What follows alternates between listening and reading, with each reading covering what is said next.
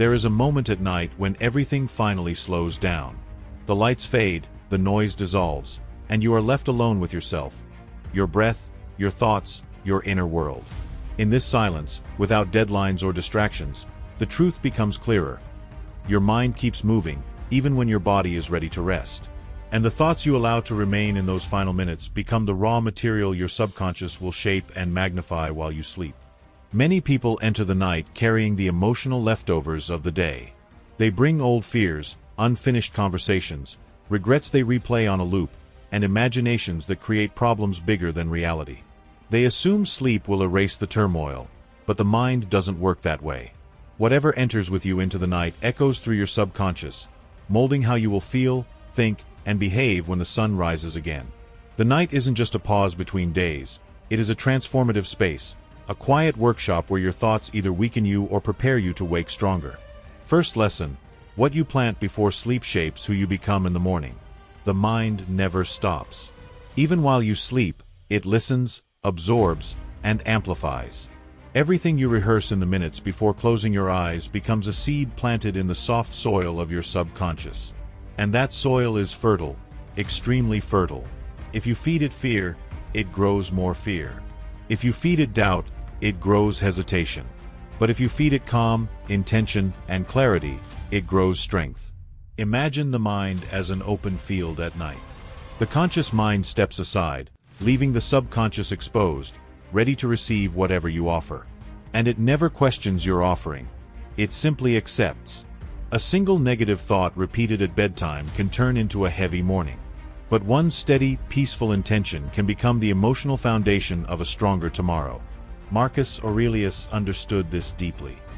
He wrote every night, not to impress anyone but to guide his own mind, reminding himself of what mattered, what deserved to stay, and what he needed to release.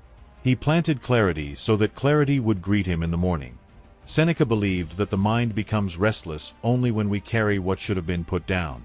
For him, the night was a ritual of release, letting go of everything that no longer belonged to the present moment. Epictetus taught that the freedom you hope to experience in life begins with the freedom you cultivate in your inner world, especially when no one is watching, especially at night.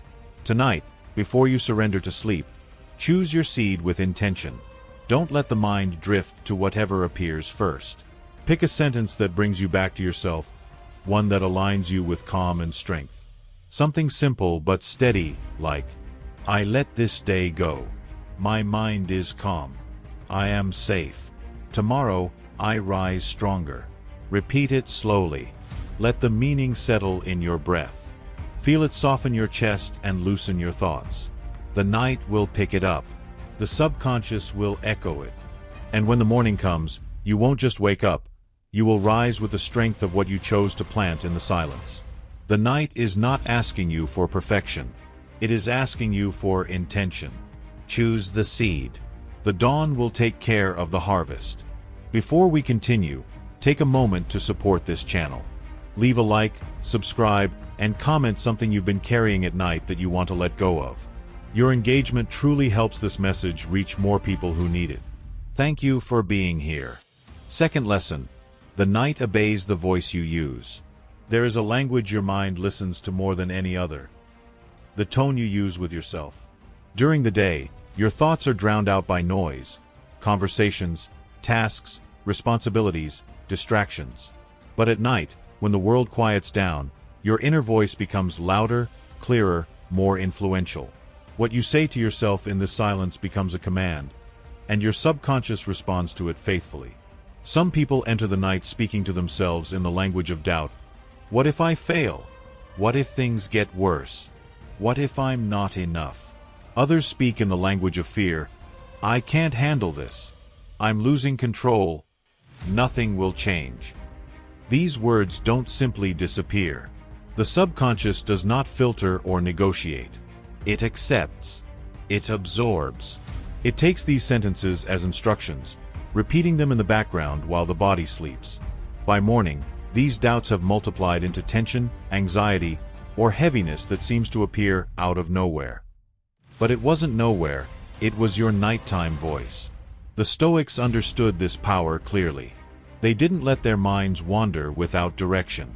They spoke firmly, intentionally, with authority over their own thoughts. Marcus Aurelius wrote sentences that were more than reflections. They were internal commands. I will not be disturbed by what I cannot control. I will act according to reason, not fear. These weren't hopes. They were decisions, instructions, decrees to the subconscious. Seneca believed that many of our worries exist only because we repeat them without noticing, feeding them until they feel larger than life. He taught that a disciplined mind does not beg for peace. It gives itself peace by deciding which thoughts deserve attention. And Epictetus, once a slave, used the power of mental authority to gain freedom that no external force could touch. He insisted that the mind must be spoken to as you would speak to a soldier preparing for battle, clearly, firmly, confidently. At night, your mind becomes that soldier, and the words you give it become its orders. If you feed it questions filled with insecurity, it will march toward insecurity. If you give it commands of calm and strength, it will move toward peace. The night magnifies whatever tone you choose. So ask yourself, how did you speak to yourself today? What tone did you use when no one was listening? What instructions did you plant in your subconscious? The beautiful truth is that you don't need perfect discipline to change your life. You only need to change your tone. Even a single sentence repeated with clarity can redirect the entire emotional landscape of your night. Say something like, I rest deeply tonight. I release what I can't control. I choose calm over fear. My mind obeys my peace, not my anxiety. Speak it gently but firmly, not as a wish, not as a vague hope. Speak it as a decision, a command that leaves no space for negotiation. Feel how your body reacts when your mind receives a message that carries authority instead of fear. The chest loosens. The shoulders drop. The breath deepens. The night opens. Your subconscious does not resist clarity. It follows it. When you speak doubts, the night becomes heavy. When you speak instructions of calm, the night becomes a safe place. And when morning arrives, the emotions you wake up with will reveal the language you chose before sleep. Tonight, choose to speak with strength. Choose a voice that your future self will thank you for. The night is listening, and it will obey the tone you decide to use. Third lesson, your mind doesn't need control at night, it needs direction. One of the greatest misunderstandings about the mind is believing that peace comes from controlling every thought.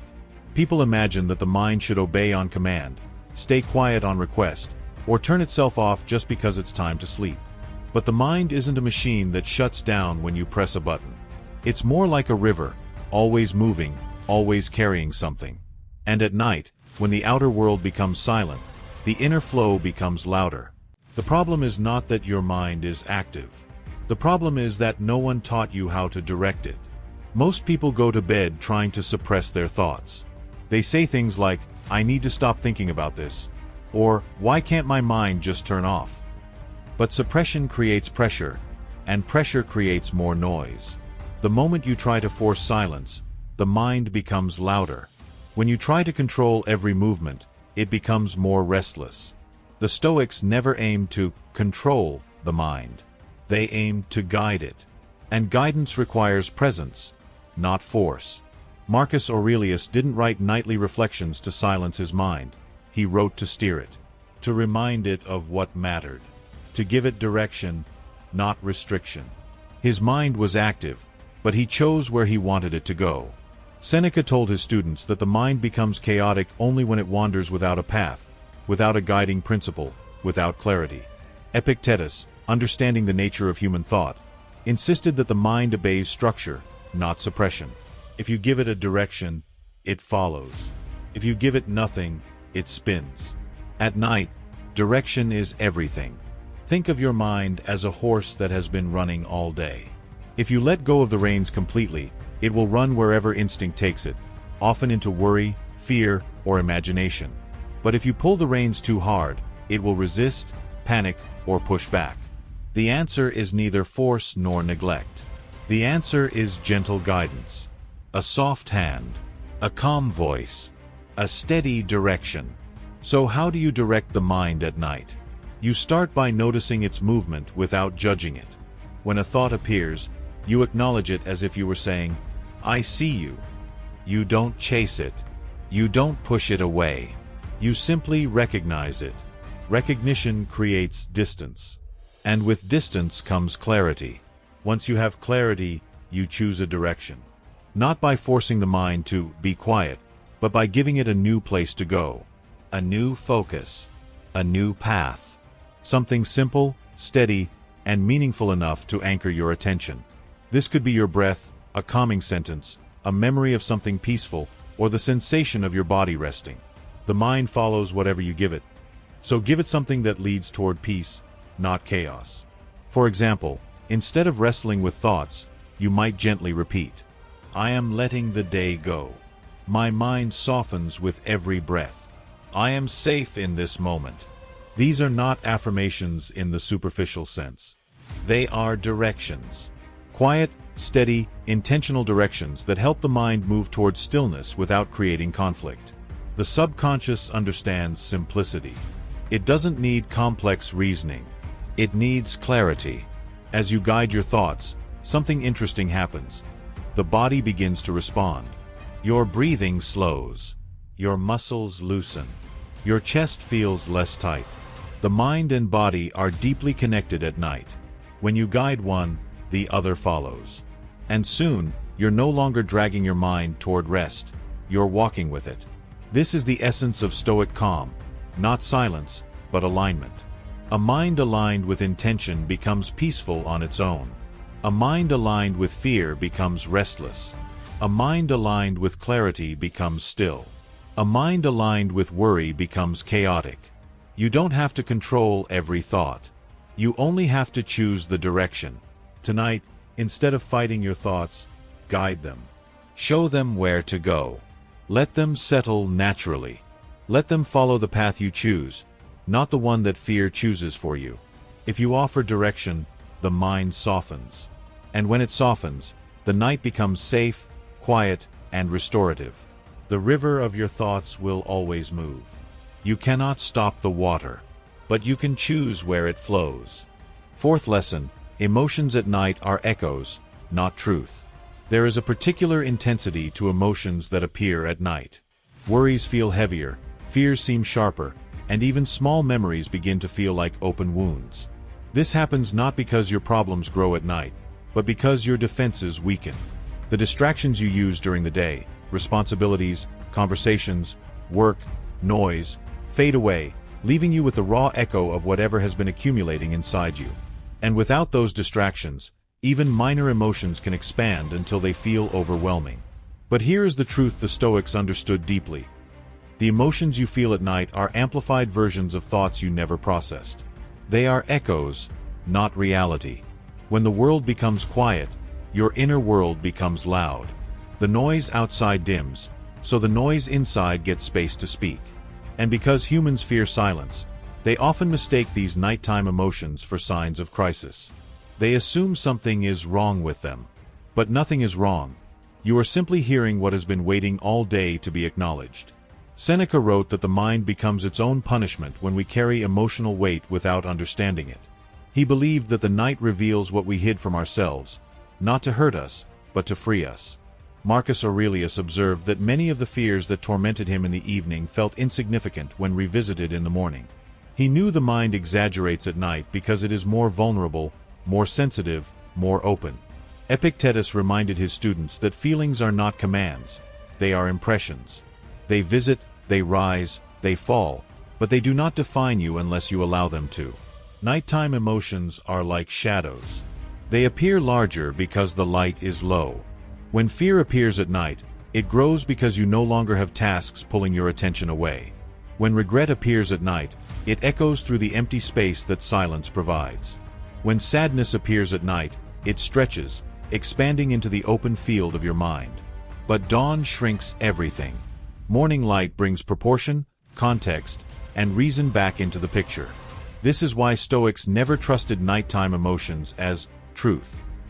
They treated them as signals, not sentences, indicators, not identity, messages, not destiny. So what should you do when emotions rise at night?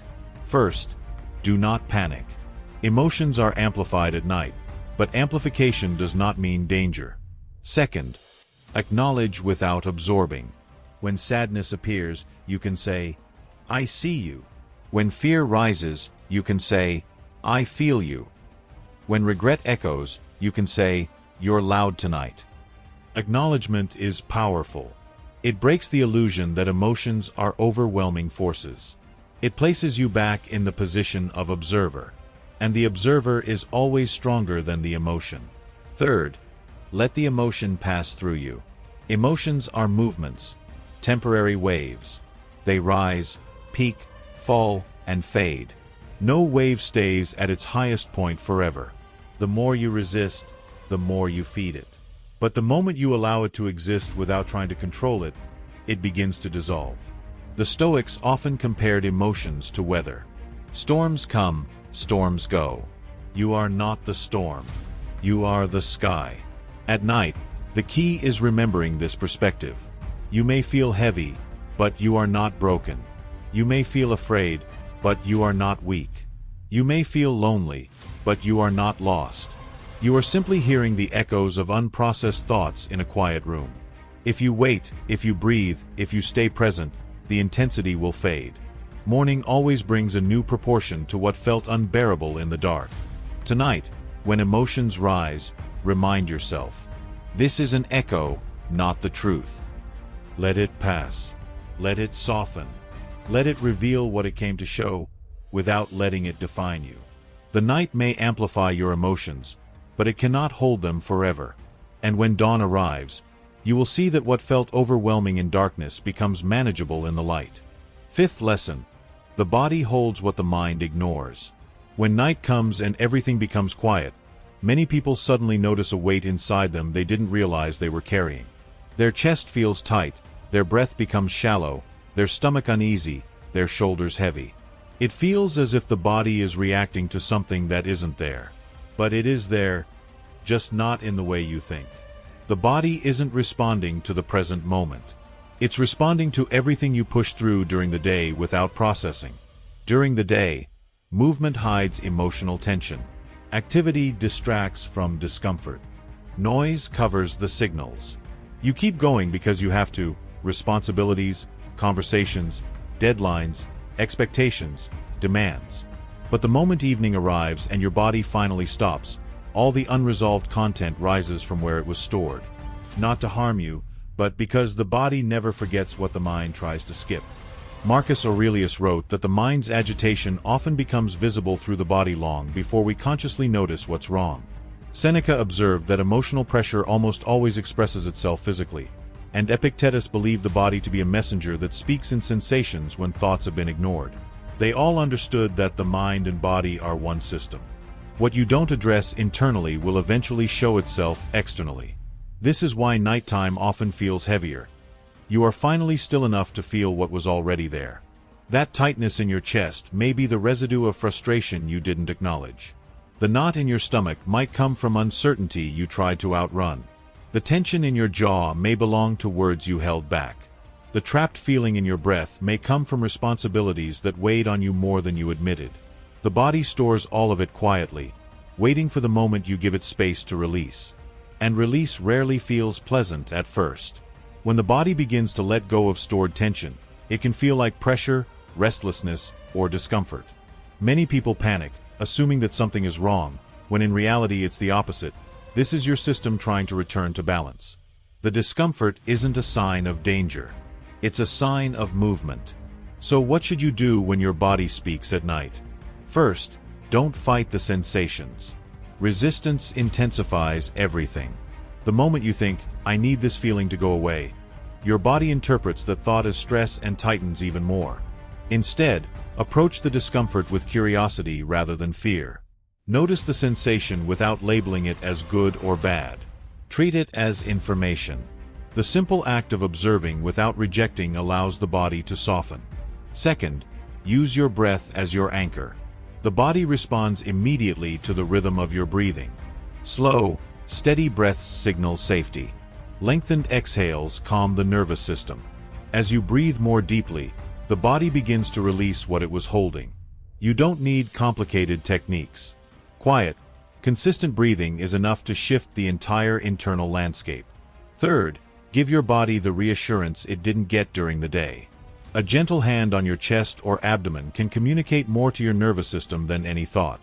It tells your body, "I'm here now. You can let this go." This physical reassurance creates a sense of grounding that helps your mind settle as well. The Stoics understood that strength wasn't about being unaffected. It was about being aware. The body's signals were not enemies but guides, clues pointing toward what required attention. Ignoring those signals only made the weight heavier. Meeting them with calm presence allowed the body and mind to return to equilibrium. And here is the part most people forget. Your body wants to heal. It wants to release tension. It wants to settle. It wants to rest. It simply needs permission. At night, when everything becomes quiet, healing naturally begins, if you allow it. The body will unravel the knots, soften the tightness, deepen the breath, and restore balance. But you must give it space, patience, and gentleness. Not pressure. Not urgency. Not fear.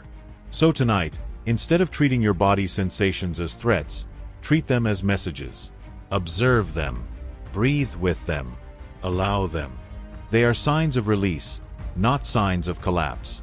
Your body carries what your mind avoids. But when you finally listen, truly listen, the weight begins to lift. And when the body releases what it held, the mind wakes clearer, lighter, stronger. This is why the night is so important. It offers your body a chance to free itself from the day. And when the body lets go, the morning becomes a new beginning. Sixth lesson: the night reveals what you truly control. One of the most powerful truths the Stoics ever taught is this: your suffering grows when you try to control what doesn't belong to you. This idea feels logical in the daylight, when your mind is busy and your hands are occupied. But at night, when the world goes silent, this truth becomes painfully clear. The thoughts you wrestle with the hardest are usually the ones that were never yours to command. People often lie in bed fighting battles that exist only in imagination. They replay conversations, rewrite outcomes, predict disasters, anticipate failures, and argue with possibilities that haven't even arrived. And because nothing distracts them, the struggle becomes relentless. The mind tries to solve what it cannot influence. It tries to predict what cannot be known. It tries to control what was never within reach. This is why the night feels heavier for those who carry too much responsibility for things outside their domain.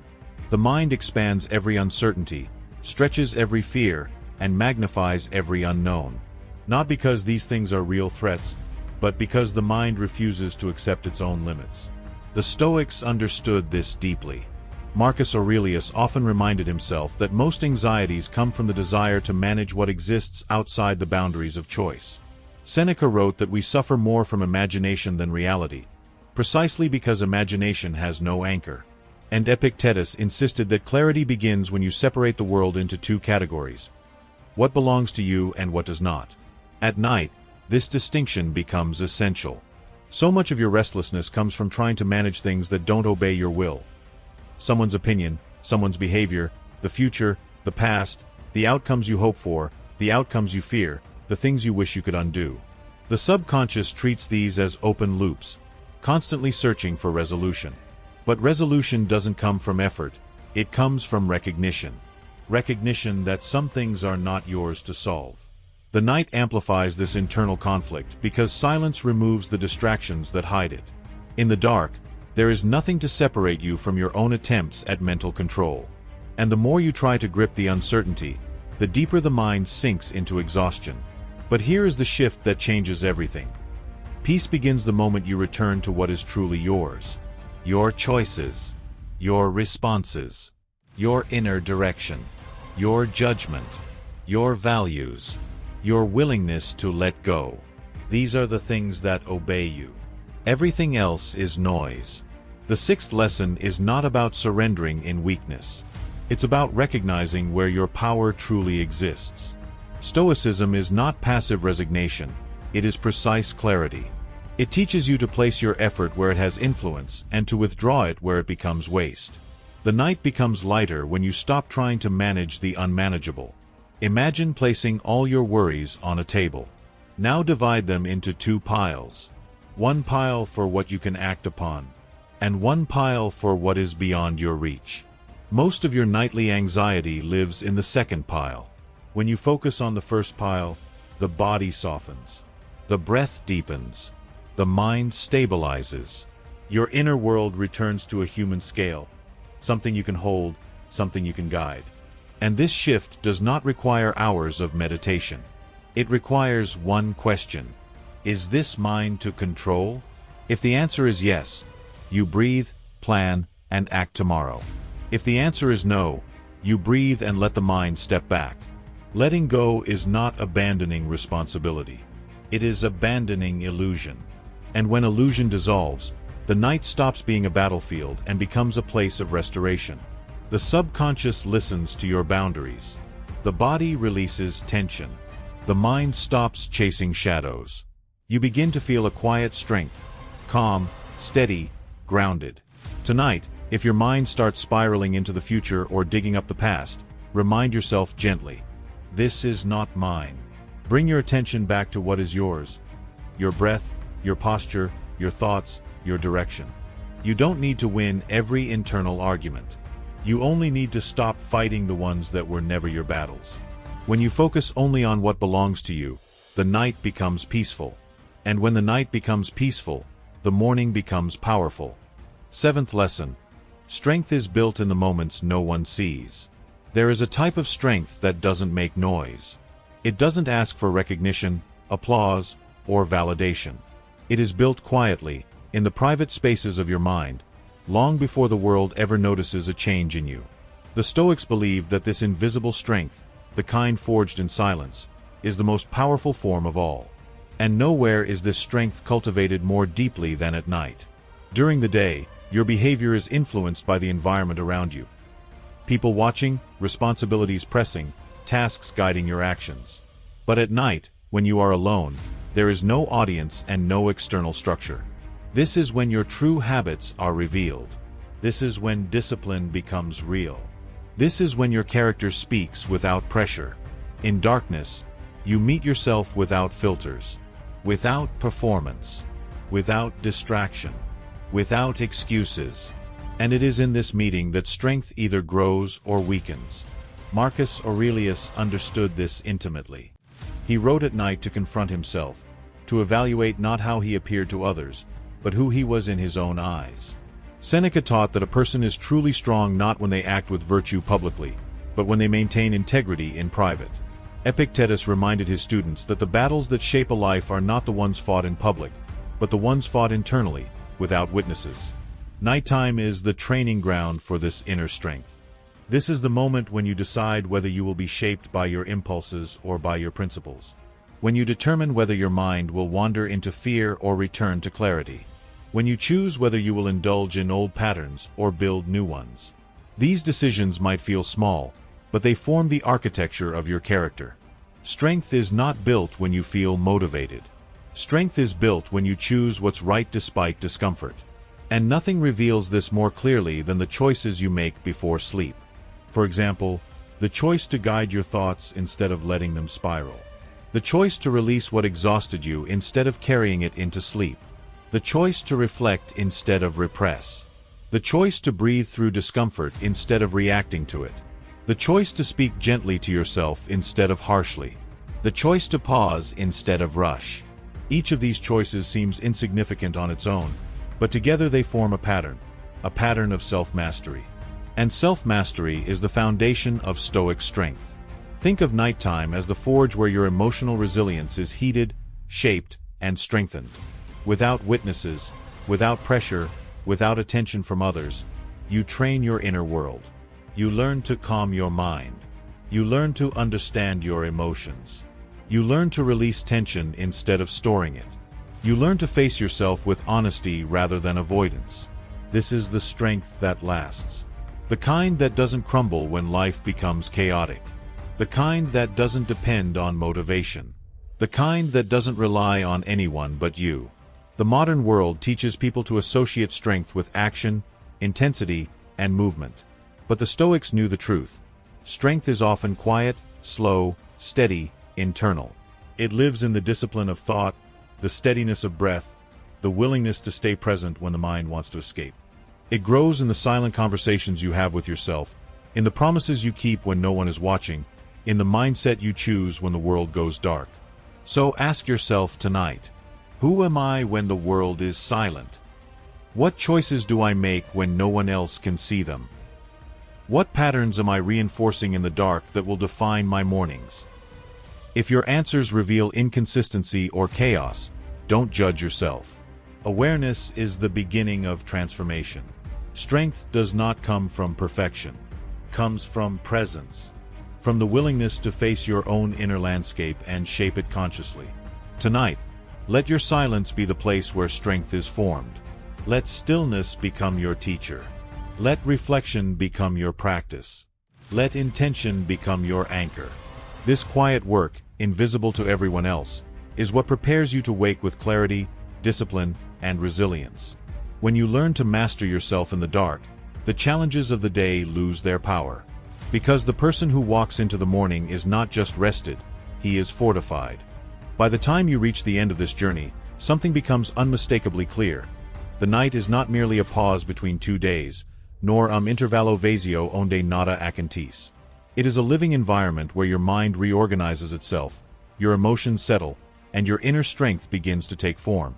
Everything you experienced in the last lessons points to the same truth. What you do in silence has more influence on your life than anything you do in front of others. Most people move through life without noticing the power the night holds. They collapse into sleep with a mind full of leftover noise, believing that rest is something that simply happens. But the Stoics saw the night as an active space, a moment where direction, reflection e honestidade seanem para preparer o asirito para o dia seguinte. They treated the night as an internal reset, not a shutdown, but a recalibration. When the world becomes quiet, you finally find out what has been echoing inside you. Thoughts that were buried under movement rise to the surface. Emotions you ignored during the day become louder. Tensions you carried without noticing reveal themselves. And although this can feel uncomfortable, it is also an opportunity, because nothing can be healed while hidden. The night shows you your real state, not the one you perform for others. It shows you what needs attention. It shows you what needs release. It shows you the beliefs that quietly influence your direction. And it shows you, perhaps more clearly than any daylight moment, what kind of person you are becoming. Each lesson you walk through in this journey contributes to that deeper understanding. You learned how your last thoughts before sleep become the seeds of your morning mindset. You saw how the tone you use internally becomes instruction for your subconscious. You recognized that the mind does not need to be controlled but gently directed. You understood that nighttime emotions are amplified echoes, not accurate reflections of reality. You discovered how the body stores what you ignore mentally, and how release begins with awareness. You noticed that peace grows when you return to what is genuinely yours to influence. And finally, you understood that true strength is forged in private moments, away from noise and attention. These lessons form a quiet architecture, an internal structure capable of sustaining you through uncertainty, pressure, doubt, and fatigue. They are not techniques for sleeping better. They are practices for living with clarity. And clarity is what makes rest restorative. Without it, you simply close your eyes and hope. With it, you use the night intentionally, aligning your internal world with the person you want to be when dawn returns. The reality is that most people expect mornings to feel different without changing what they bring into the night. They want to wake up lighter while falling asleep carrying the same emotional weight. They want peace while feeding their minds with fear and distraction. But mornings don't transform you. Nights do. Growth is not something that happens under sunlight. It happens in the silence you create for yourself when the world stops demanding your attention. If you want to rise with a clearer mind, the work begins before sleep. If you want to feel grounded, the evening is where grounding starts. If you want to embody discipline, it must first be practiced in quiet moments. If you want unshakable strength, it must be built in the places no one else sees. This is what the Stoics understood so well. The unseen hours define the visible ones. Your nights are not obstacles. They are opportunities. They offer a space where you can observe your thoughts without hurry, understand your emotions without fear, release what no longer serves you, and redirect your mind toward what deserves your attention. A space where softness and strength coexist. A space where silence becomes a guide, not an enemy.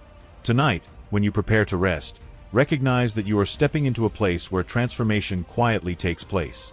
You are entering the workshop of your mind. The soil where tomorrow's thoughts will grow. The atmosphere where your emotional weight will either dissolve or accumulate. The place where your body unwinds everything it held together throughout the day. Treat this moment with intention. Let your breath slow. Allow the noise to fade. Choose thoughts that align with who you want to be. Let go of the illusions you tried to control. Give space for your body to release what it stored. Return your attention to what is truly yours. And let the night do its work. Because when dawn arrives, the strength you carry will not come from luck or circumstance. It will come from the choices you made in silence. If this message resonated with you, share in the comments something you want to release tonight.